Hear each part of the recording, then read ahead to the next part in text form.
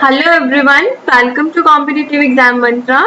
Daily quiz में हम बहुत current affair and static questions discuss करेंगे। आज स्टैटिक पार्ट में हम एंशिएंट हिस्ट्री के क्वेश्चंस प्रैक्टिस करेंगे। तो चलिए स्टार्ट करते हैं। आज का first question, recently Sittwe port was in news, consider the following statements in relation to this port.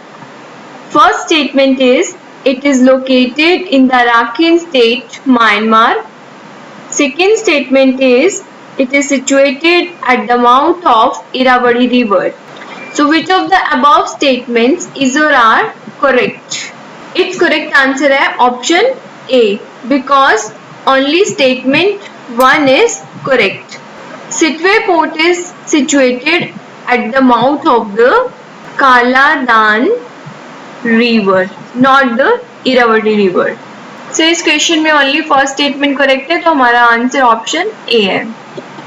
Ministry of external affairs द्वारा नोटिफाई किया गया है कि India and Myanmar Sittwe port जो कि राखीन स्टेट में है उसको ऑपरेशनलाइज करने के लिए तैयार हो गए हैं, जिसे कि फर्स्ट क्वार्टर ऑफ 2021 तक ऑपरेशनलाइज कर दिया जाएगा।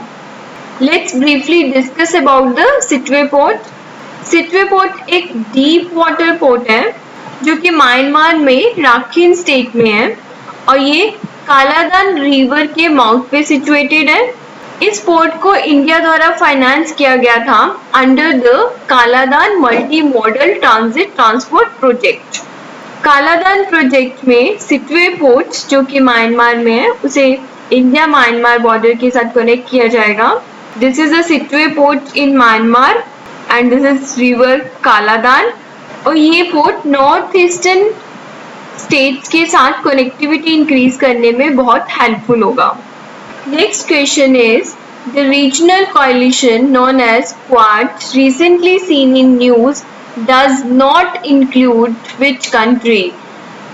Options are India, China, Australia, US, and its correct answer is option B, China. China is not the part of the Quad. Let's see the current news. External Affairs Minister S. Jaishankar Quad के foreign ministers को Tokyo में अक्टूबर 6, 2020 को मिलेंगे। What is Quad? Quadrilateral Security Dialogue. It is a formal strategic dialogue between the India, US, Japan and Australia. Means इसमें ये सारे countries हैं और इसका जो ऑब्जेक्टिव है, it is to support a free, open and prosperous Indo Pacific region. Indo Pacific region को free, open and prosperous banana.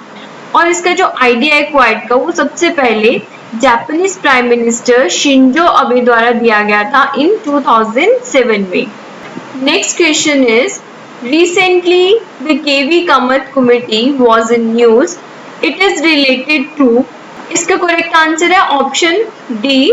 It is related to give recommendations to bail out sectors affected by the COVID-19 pandemic. Let's see the current news. Honourable supreme court ने recently centre and RBI से पूछा है कि KV Kamat की recommendation को implement करने के लिए क्या स्टेप उठाए गए हैं। Let's see briefly about this committee. इस कमिटी को अगस्त में RBI द्वारा सेटअप किया गया था और इसके हेड जो है वो KV कामत थे, on the restructuring of loans impacted by the COVID-19 pandemic.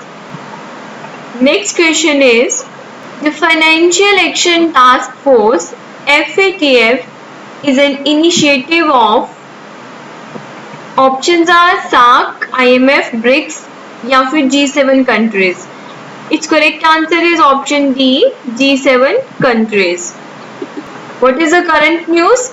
FATF Financial Action Task Force इस मंथ के लास्ट में वर्चुअल मीटिंग के थ्रू पाकिस्तान के जो ग्रे लिस्ट स्टेटस उसे दिया गया है उसके ऊपर अगेन डिसाइड करेंगे। पाकिस्तान को ग्रे लिस्ट में जून 2018 में रख दिया गया था। What is FATF? Financial action task force एक इंटर गवर्नमेंटल बॉडी है जिसे कि 1989 में G7 कंट्रीज के इनिशिएटिव के थ्रू एस्टैब्लिश किया गया था।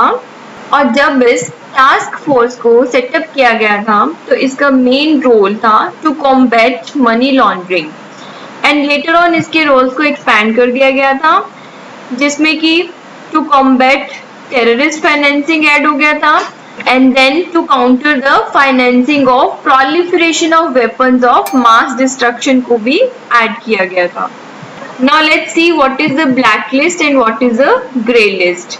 जो नॉन कोऑपरेटिव कंट्रीज और टेरिटरीज होती हैं उन्हें ब्लैक लिस्ट में रखा जाता है, और ये कंट्रीज बेसिकली सपोर्ट करती हैं terror funding and money laundering activities को।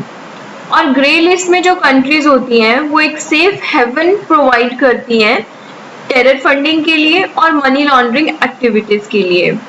तो जब किसी कंट्री को ग्रे लिस्ट में रखा जाता है तो एक वार्निंग होती है, बिकॉज इसके बाद उन्हें ब्लैक लिस्ट में लिस्ट कर दिया जाएगा। और अगर कोई कंट्री ग्रे लिस्ट में आता है तो उसे क्या फेस करना पड़ता है, economic sanctions from IMF, world bank, ADB, और उन्हें लोन लेने में भी प्रॉब्लम आती है from IMF, world bank, ADB से एंड अदर कंट्री से। इसके अलावा इंटरनेशनल ट्रेड रिड्यूस हो जाता है एंड इंटरनेशनल बायकॉट लग जाता है ऐसी कंट्रीज के ऊपर। Next question is what is the chronological order in which the following appeared in India? Gold coins, punchmark silver coins, iron plough, urban culture. Select the correct answer using the code given below. तो अपनी chronology बतानी है कि सबसे पहले कौन सा आया, उसके बाद कौन सा, उसके बाद कौन सा। हड़प्पा सिविलाइजेशन को मोस्ट एंशिएंट सिविलाइजेशन माना जाता है और इसमें जो टाउन प्लानिंग था वो बहुत ज़्यादा फेमस थी और इसलिए ये अपने अर्बन कल्चर के लिए फेमस है। तो फर्स्ट सबसे पहले हम लिखेंगे फर्स्ट पॉइंट नंबर पे जो आए थे, तो क्रोनोलॉजी में सबसे पहले अर्बन कल्चर आएगा। और हड़प्पा सिविलाइजेशन को ब्रॉन्ज एज सिविलाइजेशन भी कहा जाता है। तो जो नॉलेज आयरन की थी वो ब्रॉन्ज के बाद हुई थी ड्यूरिंग द वैदिक पीरियड, तो इसके बाद फिर आयरन फ्लो होगा।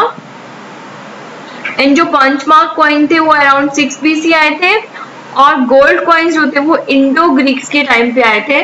तो पहले punchmark silver coins and then gold coins. सबसे पहले urban culture, then iron flow, then punchmark silver coins and then gold coins. Sir, our answer is option D. Next question is which of the following describes best the concept of nirvana in Buddhism? Buddhism के according desire, जो desire है वही reason है सारी pen का, और निर्वाण जो है वो एक ऐसी स्टेट है जिसमें कि सारी डिजायर से फ्री हो जाते हैं, कोई पेन, प्लेजर एटसेट्रा कुछ नहीं होता है। तो इसका लिटरल मीनिंग जो है एक तरह से ब्लॉन आउट है और हम कह सकते हैं this is the extinction of the flame of Dzire, जिसमें डिजायर जो है वो खत्म हो जाती है निर्वाण की स्टेट में। तो its answer is option A, the extinction of the flame of desire. Next question is Saptaparni cave is situated in Sanchi, Rajgiri, Pampuri या none? So its answer is option B, Rajgiri. Saptaparni cave Buddhist cave है जो कि राजगिरी बिहार में है और यह माना जाता है कि बुद्धा ने अपनी डेथ से पहले के दिन यहीं पे बिताए थे। Next question is consider the following statements, what is the difference between chaityas and viharas? जो चैत्यागृह होते थे वो बुद्धिस्ट केव होती थी जहाँ पे वो मीटिंग करते थे या उनकी असेंबली चैम्बर की तरह उसे यूज करते थे और उसे प्रेयर के लिए, वर्शिप के लिए यूज किया जाता था। वाइल जो विहार होते थे उन्हें as a shelter accommodation use किया जाता था। तो इस एक्सप्लेनेशन के अकॉर्डिंग जो हमारा आंसर होगा वो है ऑप्शन बी, चैत्या जो है वो प्लेस ऑफ वर्शिप है, वाइल विहार क्या है, ड्वेलिंग प्लेस है, एकोमोडेशन या शेल्टर प्लेसेस होते थे। Next question is Anekantavada is a core theory and philosophy of which of the following? Anekantavada philosophy जो है वो है जैनिज्म की, means answer is option B. Anekantavada की फिलॉसफी जो है वो एम्फेसाइज करती है कि जो अल्टीमेट ट्रुथ एंड रियलिटी जो है वो बहुत कॉम्प्लेक्स है और इसके मल्टीपल एस्पेक्ट्स होते हैं, और इसको हम क्या बोल सकते हैं, थ्योरी ऑफ प्लूरैलिटी। तो इसके साथ ही हमारे डेली क्विज की डिस्कशन यहीं पे समाप्त होती है। All the best.